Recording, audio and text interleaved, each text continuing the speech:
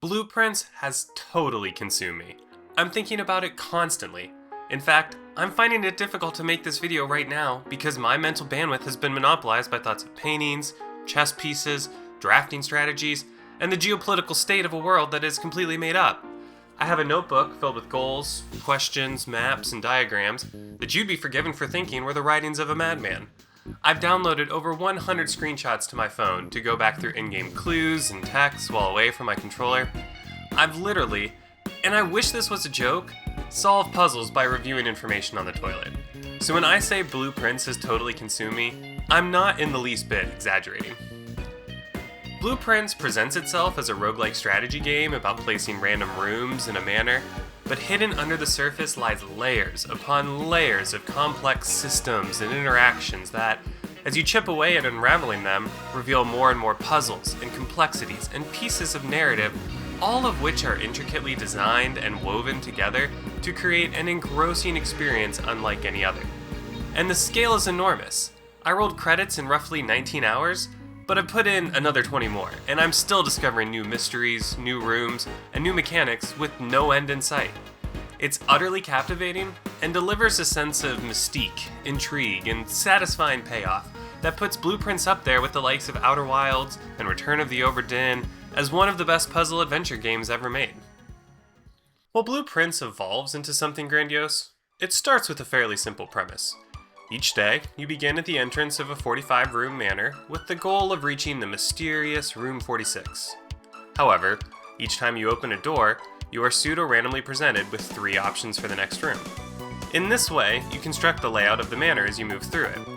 You have a limited number of steps, which decrease by 1 each time you go through a doorway, and there are resources and key items to acquire and manage throughout a run as well.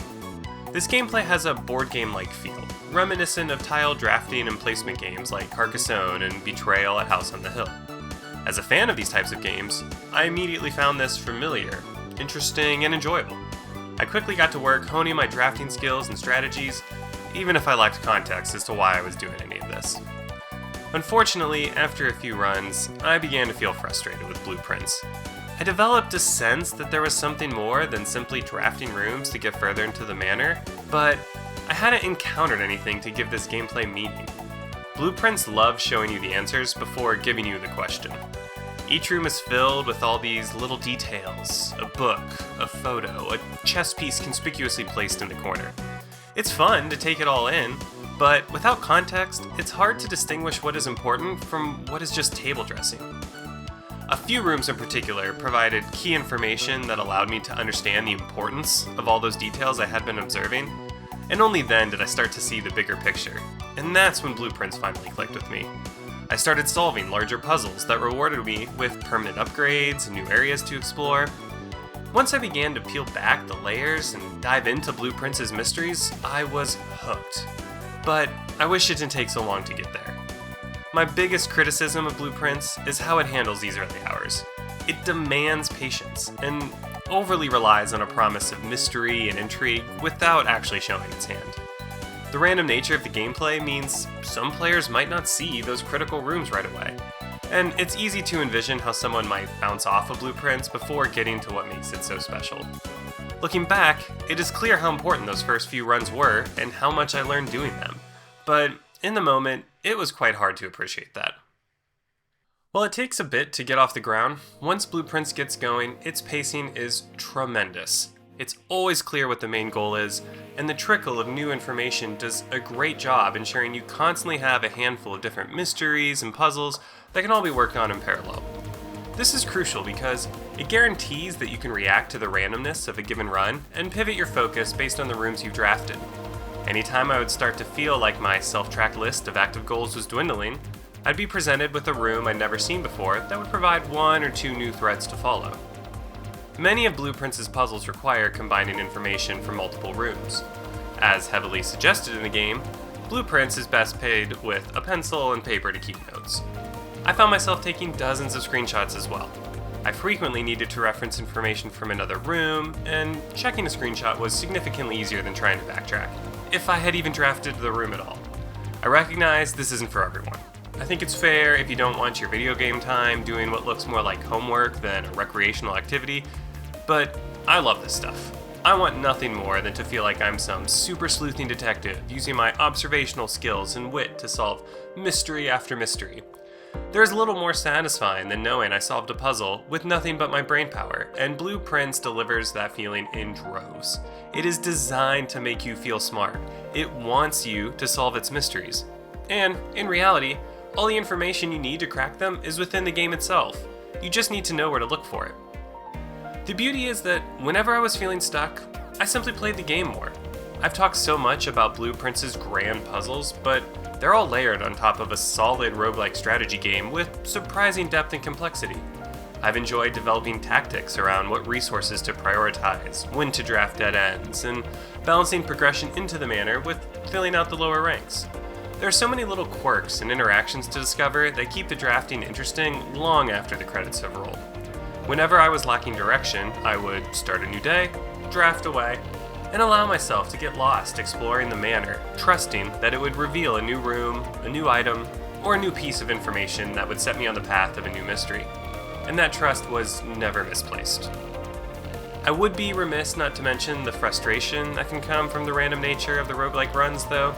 Several times I had 2 or 3 pieces necessary to progress one of my goals, only to never find the last item or the specific room required. I'd be lying if I said this didn't produce some sour feelings. I'm a big roguelike fan, so I'm all too familiar with the emotions that come from losing during a promising run, but it's an even tougher pill to swallow in a puzzle game when you have the answers, but RNG prevents you from executing the solution. Thankfully, Blueprints provides plenty of ways to mitigate its randomness through one of the most elegantly designed progression curves I've ever seen in a roguelike. First and foremost, knowledge is the biggest source of progress. I'm about 60 in-game days in, and I can confidently say that each run I learn something new. Sometimes this would be a vital piece of information that allowed me to progress on a major puzzle.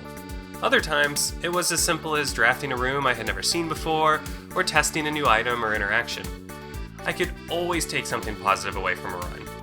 Drafting rooms requires a surprising amount of skill and strategy too, and I've felt myself improving and making better decisions that keeps runs going longer. There are plenty of permanent upgrades as well. Many puzzles culminate in unlocking a new area to explore with some sort of passive benefit, like providing extra resources at the beginning of a day or a new room added to the draft pool. While it still requires a bit of luck to have a successful run, these upgrades significantly improve my odds of making it deep into the manor. Later, there are even more ways to manipulate the draft pool, providing plenty of opportunities to bend the RNG in your favor. This is vital because the further into the rabbit hole I've gone, the more my focus has shifted to progressing puzzles that require specific rooms, rather than simply making it to room 46. Blueprints is an incredibly clever game, and what stands out to me is its immense scale. I mean, it just keeps going. I'm 40 hours in and have so many unsolved mysteries and unanswered questions. I haven't even seen every room available to draft in the manor yet. And what has truly astonished me is that, as I've started to peel away at more and more layers of Blueprints, I've found a gripping narrative filled with family drama and political intrigue. The writing is fantastic. Some of the books and Blueprints could stand alone as quality pieces of fiction. And there are many delightful details, like each character's unique handwriting. As much as I loved solving the puzzles, piecing together the remainder of Blueprints' story is what will keep me playing for a long time. I'm so deep down the rabbit hole, I just need to see what's at the bottom. Blueprints is fantastic, and my favorite game of 2025 so far. It is clever beyond words, and the depths it goes to in its puzzle designs and narrative are staggering. A rough onboarding period and bouts of slow progress due to the random nature of its gameplay keep me from hailing this as a true masterpiece, but it isn't far off. Blueprints is so ingenious and unique in its design, creating an enthralling experience unlike any other, and something I know I will be thinking about for a long time to come.